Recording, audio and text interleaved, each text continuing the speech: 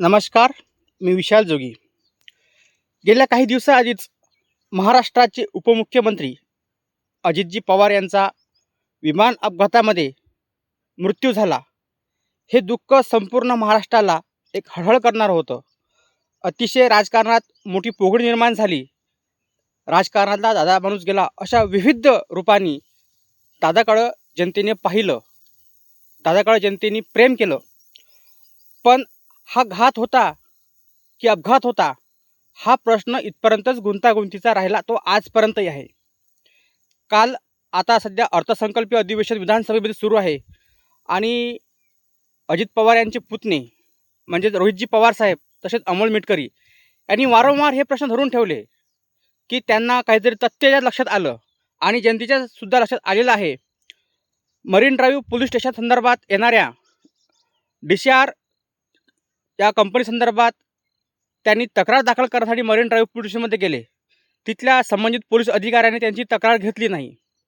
तक्रार का घेतली नाही हा प्रश्न जितका महत्त्वाचा आहे तितकाच महत्त्वाचा हे आहे की शासन चौकशी का करत नाही.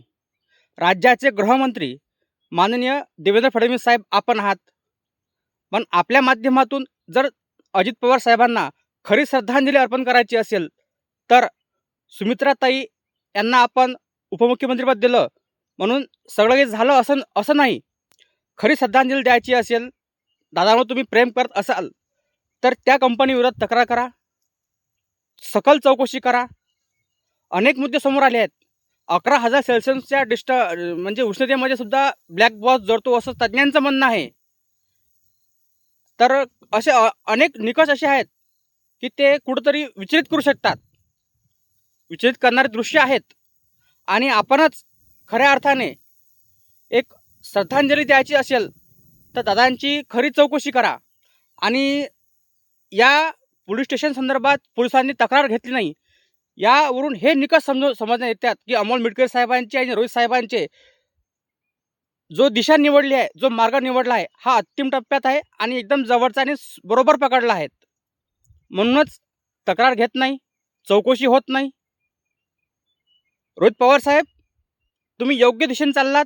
मिटकर साहेब दिशा योग्यच आहे, कारण की जर तक्रार नोंदवून घेतली तर सत्ताधारी पक्षाचं काहीतरी भांडं फुटणार आहे ना. म्हणून भांडं फुटावं नाही म्हणून हे तक्रार घेत नाही असं होऊ शकते.